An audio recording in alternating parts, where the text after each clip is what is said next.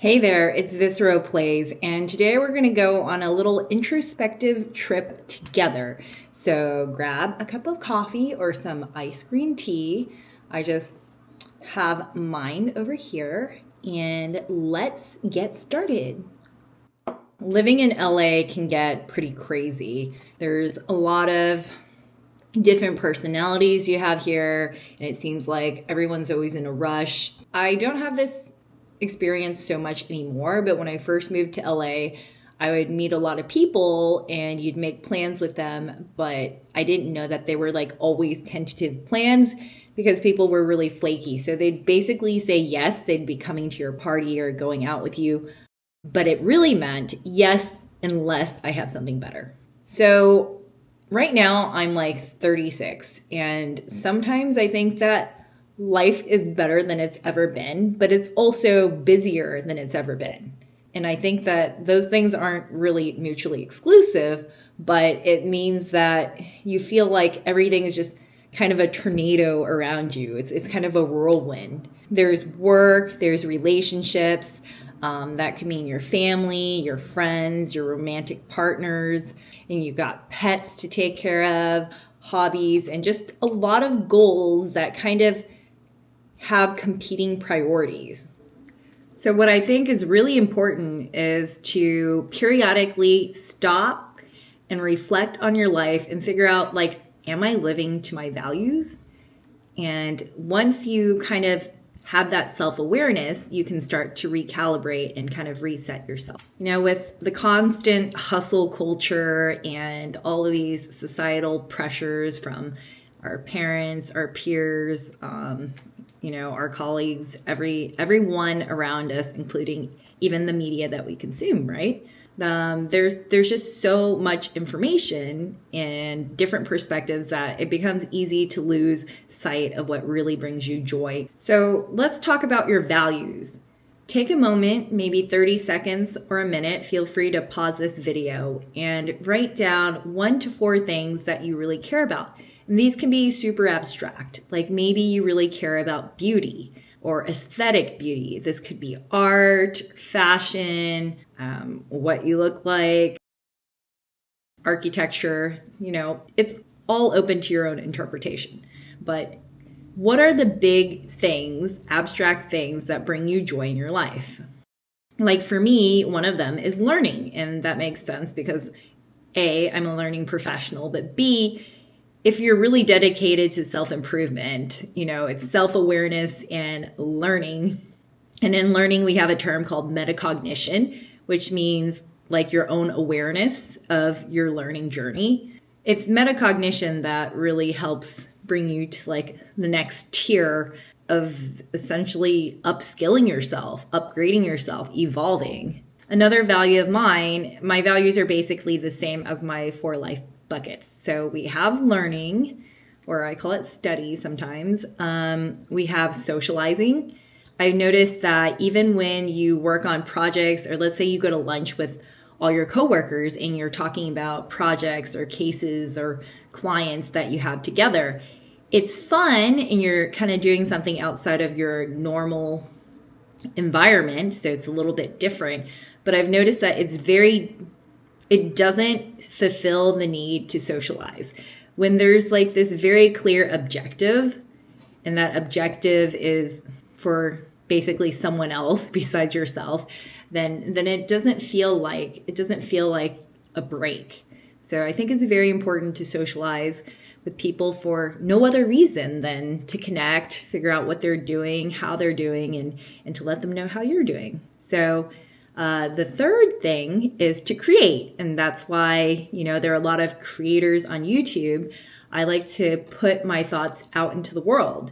Sometimes that's making videos. Other times it's journaling, which I've done for years and years and years. And it can also be other things like gardening. I started gardening a few months ago and I'm growing basil. And then I went to France and they almost died, but they're like hanging on.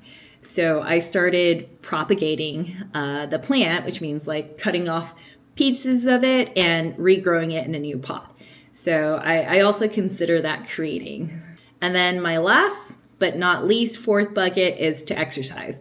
I've been really bad at that lately. I feel like I oscillate from like incredible dedication to not at all exercising. So part of that is because I just got a new puppy, a second puppy. So my older puppy, he's about to turn 1 year old on March the 14th. And then my new puppy was born November the 10th of 2023. So he's about to be 4 months now. So they've been keeping me super busy. The things that have been suffering the most are definitely creation and exercise. But I can also say that socializing has been greatly reduced. And learning, I've been learning a lot more these days about AI, but that can be on another episode. It's really interesting once you learn how to ask AI really good questions.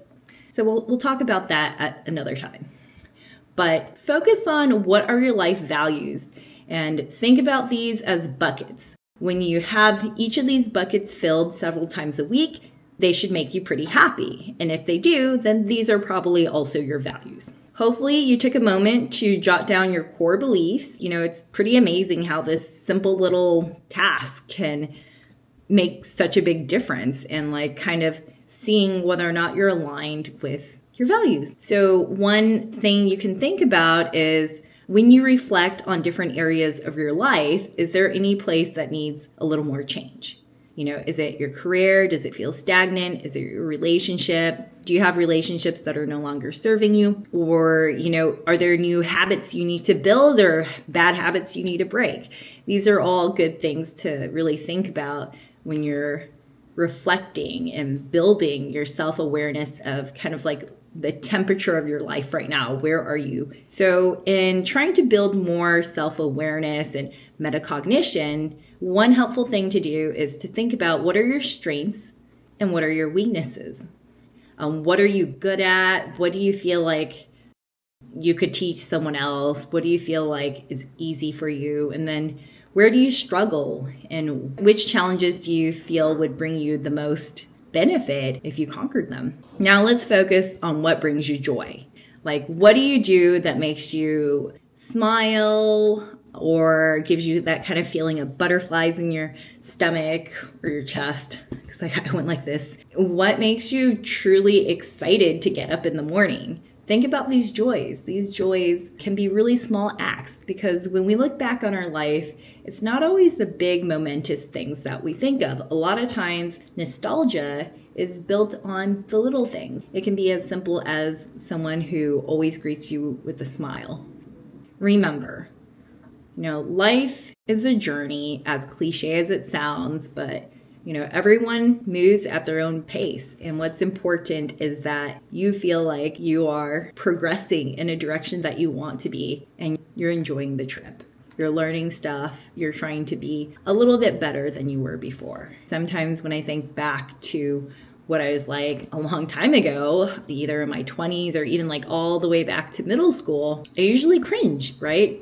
Or maybe this is just me projecting. But a lot of us, you know, like our current selves, I think, more than our past selves. But if you find yourself in the opposite or reciprocal situation where you used to like yourself more, then it might be a good time to take a very deep, honest look at yourself and figure out, what can I improve? And this is not about guilt or shame or punishing yourself. It's really about, you know, you should be on team you, right? So it's really just about where am I and where am I trying to go? And let's get back on that path. So thank you for joining me on this introspective little trip.